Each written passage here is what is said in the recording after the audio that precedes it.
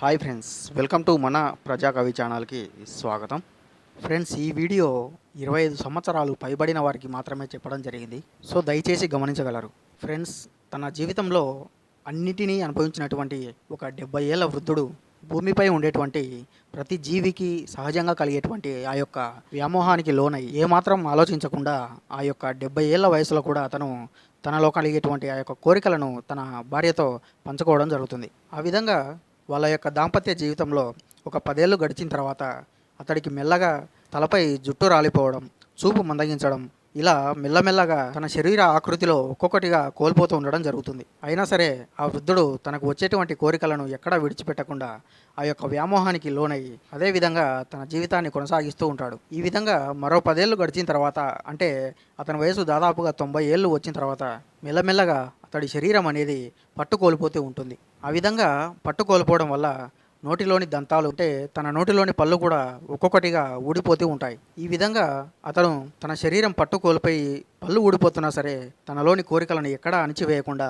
మరో 5-6 ఏళ్ళు కొనసాగిన తర్వాత అతడికి తన శరీరంలోని నరాలు బలహీనపడి దానివల్ల అతని కండరాలు మెత్తబడి చివరికి తన చర్మం మొత్తం ముడతలు పడి సరిగ్గా నడవలేక ఒక చేత కర్ర పట్టుకొని నడుస్తూ ఉంటాడు. అయినా సరే ఆ వృద్ధుడు ఎక్కడ తన కోరికలను అణిచివేయకుండా ఆ యొక్క వ్యామోహానికి లోనైపోయి దానికి అనుగుణంగానే నడుచుకుంటూ ఉంటాడు. ఈ విధంగా ఆ యొక్క వృద్ధుడికి వయసు పైబడే కొద్దీ ముందుగా తల నెరిసి, తర్వాత చూపు మందగించి, ఆ తర్వాత నోటిలోని దంతాలు ఊడిపోయి వినికిడి తగ్గి నరాల బలహీనత వచ్చి శరీరం ముడతలు పడి ఆ విధంగా తన దేహం మొత్తం పటుత్వం తప్పిపోయి చివరికి కర్ర పట్టుకొని కళ్ళకి కళ్ళజోడు వేసుకొని కుంటుకుంటూ నడిచే స్టేజ్కి రావడం జరుగుతుంది. అయితే ఒకరోజు ఆ వృద్ధుడిని మోహం ఆవరించడంతో ఆ యొక్క వచ్చినటువంటి కోరికలను అణచివేయలేక అతడి యొక్క కోరికలను తీర్చుకునే సమయంలో ఆ యొక్క కోరికలకు అనుగుణంగా అతడి శరీరం అనుకూలించకపోయేసరికి అతడు చాలా ఒత్తిడికి గురి కావడం జరుగుతుంది. ఈ విధంగా ఆ యొక్క వృద్ధుడు 2-3 సార్లు ఆ యొక్క వ్యామోహానికి లోనై తన కోరికలను తీర్చుకున్న టయానికి అతడి శరీరం పట్టు తప్పిపోయి నరాలు బలహీనమైపోయి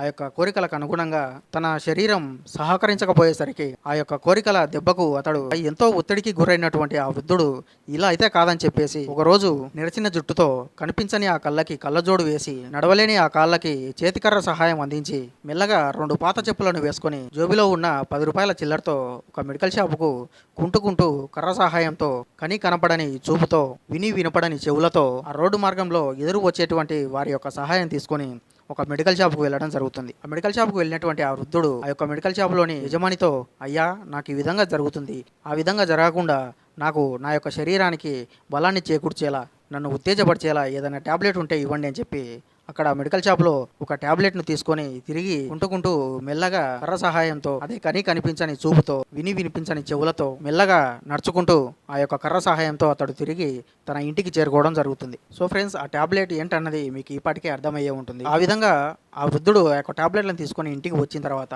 ఆ మరుసటి రోజు తనలో కలిగేటువంటి ఆ యొక్క కోరికలకు తన శరీరం సహకరించట్లేదని చెప్పి తను మెడికల్ స్టోర్కి వెళ్ళి తెచ్చుకున్నటువంటి ఆ యొక్క ట్యాబ్లెట్స్ను వినియోగించడం జరుగుతుంది. ఈ విధంగా కొన్ని రోజుల తర్వాత ఆ వృద్ధుడి యొక్క శరీరం మరింత బలహీనపడి ఆ మెడికల్ షాప్ వాడు ఇచ్చినటువంటి ట్యాబ్లెట్లు కూడా ఆ యొక్క శరీరానికి డోస్ సరిపోకపోవడంతో మళ్ళీ ఆ వృద్ధుడు మెల్లమెల్లగా ఒత్తిడికి గురవుతూ ఉంటాడు. ఈ విధంగా అతడి శరీరం ఆ యొక్క వృద్ధుడికి ఎక్కడా సహకరించక ఇంత ఇబ్బంది పెడుతున్నా తన కోరికలను ఎక్కడా అణచివేయకుండా ఎలాగైనా సరే ఆ యొక్క కోరికలను తీర్చుకోవాలి అనేటువంటి మోహావేశంలో మళ్ళీ అతడు ఏమాత్రం ఆలోచించకుండా చేతికర్ర సహాయంతో కుంటుకుంటూ మెల్లగా మెడికల్ షాప్కి వెళ్ళి, అయ్యా, నువ్వు ఇచ్చినటువంటి డోస్ సరిపోవట్లేదు, ఇంకొంచెం డోస్ పెంచి ఇవ్వండి అని చెప్పి మరొక ట్యాబ్లెట్ని తీసుకొని వెళ్ళడం జరుగుతుంది. ఈ విధంగా ఆ వృద్ధుడు తనలో కలిగేటువంటి కోరికలకు తన శరీరం సహకరించేలా ఆ వృద్ధుడు ఆ యొక్క ట్యాబ్లెట్స్ను వాడుతూ ఉంటాడు. ఆ విధంగా అతడు ఆ యొక్క ట్యాబ్లెట్స్ను వాడిన కొన్నాళ్ళకి మళ్ళీ అతడిలో ఆ యొక్క డోస్ సరిపోక మళ్ళీ అతడికి ఒత్తిడిగా అనిపించి తిరిగి వచ్చి మళ్ళీ మెడికల్ స్టోర్లో ఇంకా డోస్ పెంచుకొని ఇంకో రకమైనటువంటి మాత్రలు తీసుకొని వెళ్ళడం జరుగుతుంది.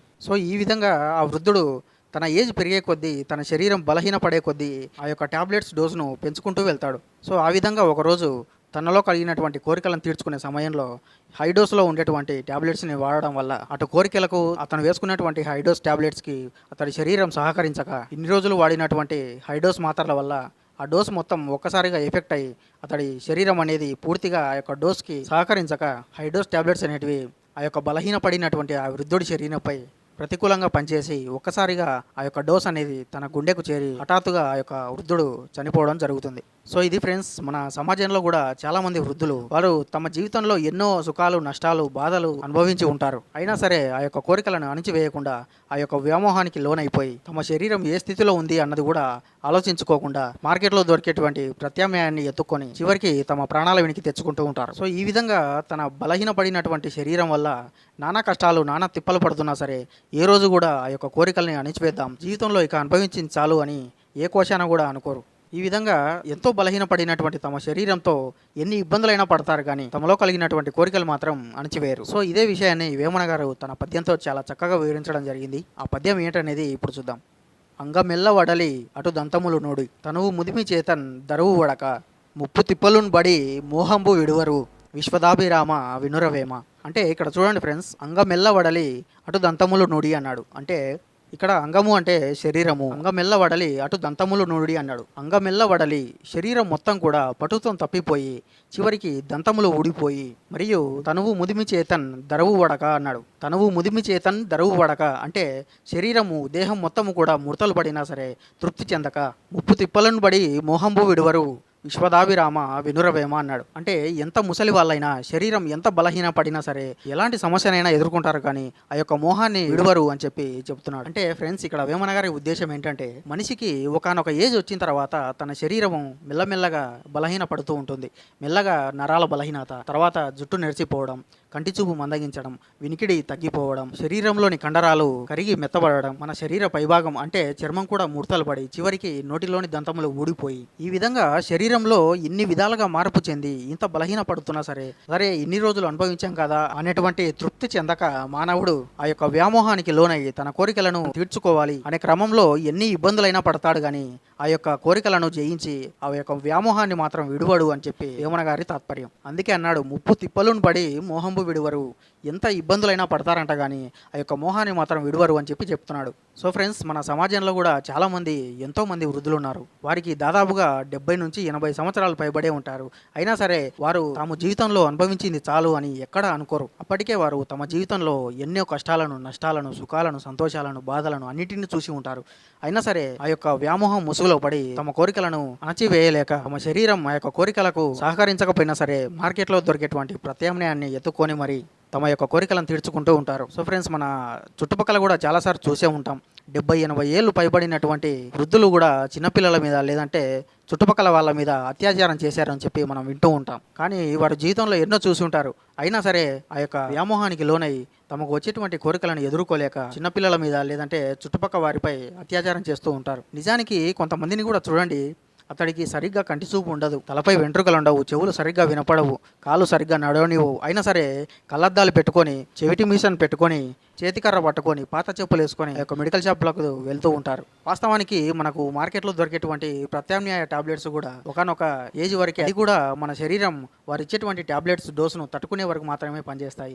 అంతకు మించి మన శరీరం బలహీన పడితే తిరిగి ఆ యొక్క టాబ్లెట్స్ డోస్ అనేది శరీరానికి ప్రతికూలంగా పనిచేసి నేను చెప్పినటువంటి కథలోలాగా శరీరానికి డోస్ ఎక్కువైపోయి చివరికి అది గుండెకు కొట్టి మనం హార్ట్ అటాక్ వచ్చి చనిపోవడం జరుగుతుంది. సో ఫ్రెండ్స్, వేమన గారు కూడా అదే చెప్తున్నారు. మనకు వయసు ఇంత పైబడిన శరీరంలో ఇన్ని మార్పులు వచ్చినా మనకు ఆ యొక్క కోరికలకు శరీరం ఎక్కడ సహకరించకపోయినా సరే బలవంతంగా బయట మార్కెట్లో దొరికేటువంటి ప్రత్యామ్నాయాలను వెతుక్కుని మరి ఆ యొక్క కోరికలను తీర్చుకుంటూ ఉంటారు. ఆ విధంగా వృద్ధులు తమ ముసలితనం చేత ఎన్ని కష్టాలైనా పడతారంట గానీ చివరికి ఆ యొక్క మోహాన్ని మాత్రం విడిచిపెట్టరు. వృద్ధులకి చూపు సరిగ్గా లేకపోయినా, వినికిడి సరిగ్గా లేకున్నా, నడక సరిగ్గా లేకపోయినా, తలపై వెంట్రుకలు సరిగ్గా లేకపోయినా, శరీరం మొత్తం పట్టుకొలిపోయి ఆఖరికి చర్మం మొత్తం ముడతలు పడి నోట్లోని దంతాలు ఊడిపోయినా సరే అప్పటి వరకు కొనసాగించినటువంటి జీవితం పట్ల సంతృప్తి చెందక నానా తిప్పలు పడైనా సరే ఆ యొక్క మోహాన్ని విడువరు అని చెప్పి చెప్తున్నాడు. సో ఫ్రెండ్స్, మన సమాజంలో కూడా చాలా మంది వృద్ధులు ఈ విధంగానే తమకు ఎంతో వయసు పైబడి తమ శరీరం ఏమాత్రం సహకరించకపోయినా సరే వారి యొక్క కోరికలను ఏమాత్రం అణచివేసుకోకుండా ఆ యొక్క వ్యామోహానికి లోనై చివరికి అదే వ్యామోహానికి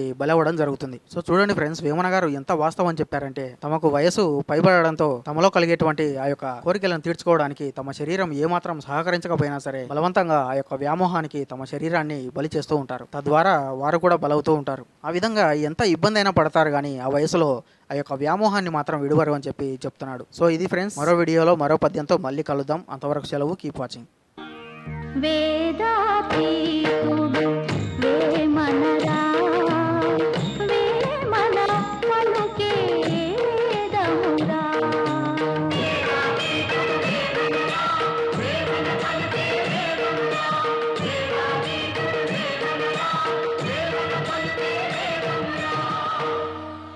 ఫ్రెండ్స్ ఈ వీడియో మీకు నచ్చినట్లయితే లైక్ చేయండి, నచ్చకపోతే షేర్ చేయండి.